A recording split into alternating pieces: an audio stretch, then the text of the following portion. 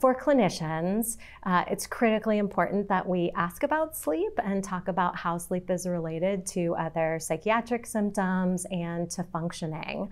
And then beyond that, we know that there are some very effective interventions for a range of sleep problems. So for example, there's a very brief intervention that is very successful for decreasing nightmares, the nightmare protocol.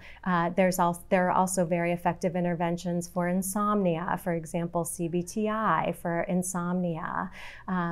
So I think it's important to recognize there are treatments that work, and that the first step is finding out and really having a frank discussion about the individual's sleep. I think the challenge as a clinician is not so much what we do with our patients, but rather getting people motivated to change their sleep, especially when it starts eating away at other things we like to do, like spending time with our friends or our partners, or going out at night, or other activities we like to do. And so I think that's where really the magic in interventions for sleep are so critical.